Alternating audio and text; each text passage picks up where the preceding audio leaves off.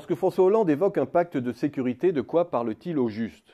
On sait que le président aime mettre sa politique en pacte. Pacte national pour la croissance, la compétitivité et l'emploi de novembre 2012, qui devient pacte de responsabilité en décembre 2013 et s'enrichit d'un pacte de solidarité en avril 2014.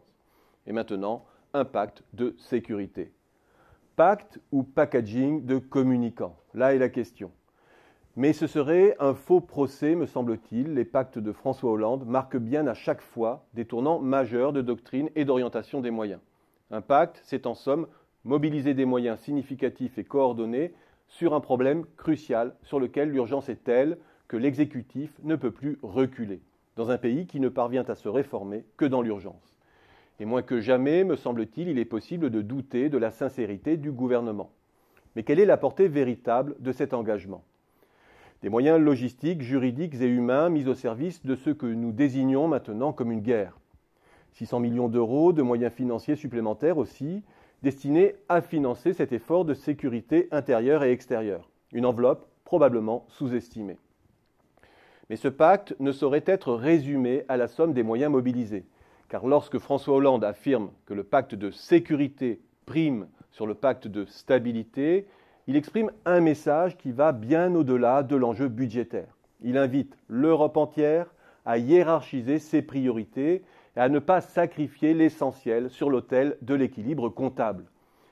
Il s'agit ici de sécurité, comme il s'est agi hier d'investissement ou de transition énergétique. Il invite surtout l'Europe à se penser en communauté d'intérêts et de moyens. Car toutes les crises successives qui ébranlent l'Europe entière depuis 2008 révèlent en effet tout ce qui nous éloigne d'une communauté. Autrement dit, d'un espace qui conjugue ses moyens et bâtit des institutions pour assurer sa stabilité, pour agir en solidarité et pour garantir sa sécurité. Or, sur ces trois dimensions, qu'avons-nous vu jusqu'ici ? 1. Que l'obsession de stabilité a supplanté tous les autres objectifs pour produire au final de la divergence et donc de l'instabilité potentielle. 2. Que lorsqu'un pays est défaillant, il importe avant tout de l'aider en lui présentant la facture, quel que soit le prix à payer pour les populations locales, une intransigeance impensable au sein d'une communauté nationale. Et enfin, que lorsqu'un pays est menacé dans sa sécurité, cela demeure d'abord un enjeu national.